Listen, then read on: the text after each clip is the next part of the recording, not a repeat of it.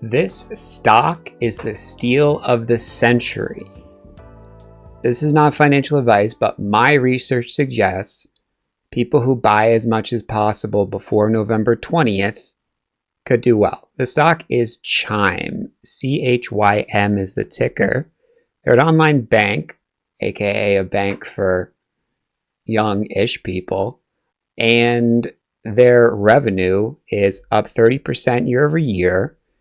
They released awesome guidance the last few days when their earnings just came out, and this is a fee-free bank, so you can see how attractive that is to people who don't have much money, which is a lot of their user base. But if they follow the path of Robinhood, their assets under management or custodianship will grow considerably if they ultimately offer big incentives like Robinhood did for people to move their money there. They also have partnerships with 2 FDIC insured banks, so they get that legitimacy and infrastructure without the overhead. The company is Chime. They're the fintech app that made it. There's a lot to try. They did it. They're public. Of course, Goldman Sachs, Morgan Stanley involved in that IPO underwriting. They're the real deal. Let's jump into the chart. Here we go.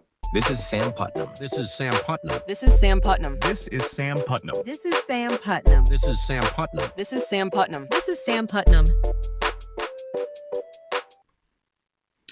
So this is the revenue, 500 million, up 30% year over year. They have about 10 million members, up 20% year over year.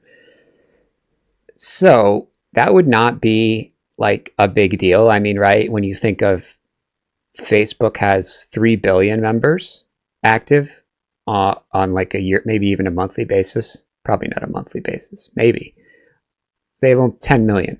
But here's the big deal number. The average revenue per active member, which is the 10 million people, is over $200. So that's pretty solid. I'm pretty sure that's yearly, so that's only about $20 a month, but still, that's pretty good. So they basically have a subscription as a service type, $20 a month revenue situation going off with 10 million paying subscribers. But of course, that's not what it is, right? It's a bank. Well, it's actually not a bank. It's a fintech app. So how this works is you get fee-free banking, which is why it's exciting, right? Because who wants to pay fees? And they're able to do that because they basically just pay some developers to make an app, and then they have a debit card, which I'm sure, well, it actually says it right here. They partner with 2 FDIC insured banks, and then they slap their logo on the debit card and make sure that everything is compliant. So no monthly service fees. They even have, the stuff that people love, which is you get paid a little early, which, hundreds of millions of people would really like that, right? You get up to 2 days early direct deposit, and you have fee-free overdraft up to a certain amount for certain people. So they're kind of, skirting the line of we're not, totally banking the unbanked. We still need to make some money, but we're going to provide some draws that definitely are attractive to people who are sick of getting hit with overdraft fees and monthly fees, which of course the big banks would say, hey, if you're going to have no money in your checking account, how are we supposed to make money? And Chime says, it's all good. We'll take you guys on. And then when you use our debit card, we're going to make the small businesses pay the fees to us. And of course we get a portion. That's why when you go into your gas station, they say no credit cards. Their Chime debit card is actually a credit card as well. That's how they get the fees. So small businesses get screwed. Users get it for free, and Chime makes a lot of money. So that's pretty much what's going on. And if we look at the chart, Big change of character, up to $20 from around $15. Massive amount of volume recently.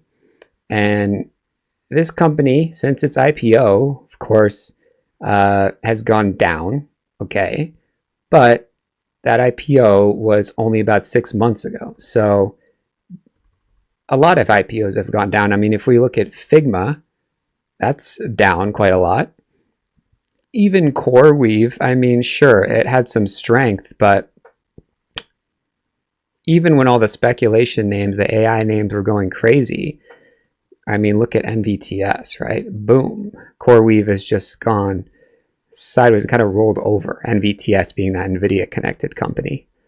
So Circle, another IPO that, is just almost down to where it started, where it IPO'd, which is how it's supposed to work. But given it went from 70 to 300, you would think at least some of that would have been gains that were held up.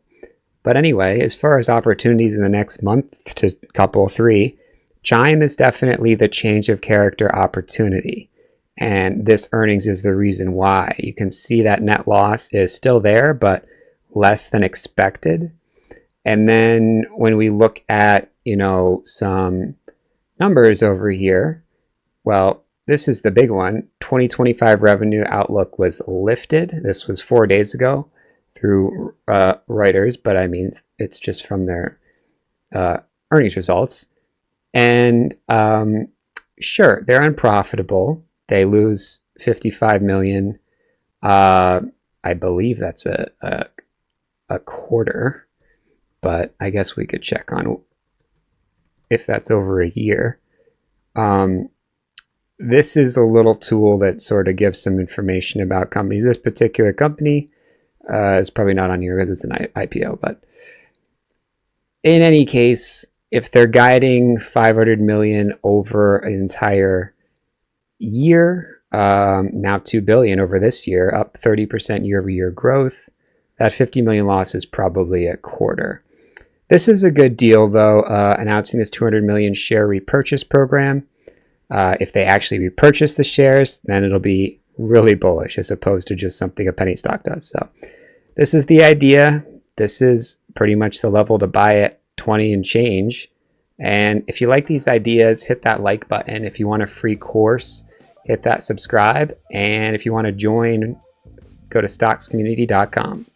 This is Sam Putnam. This is Sam Putnam. This is Sam Putnam. This is Sam Putnam. This is Sam Putnam. This is Sam Putnam. This is Sam Putnam. This is Sam Putnam.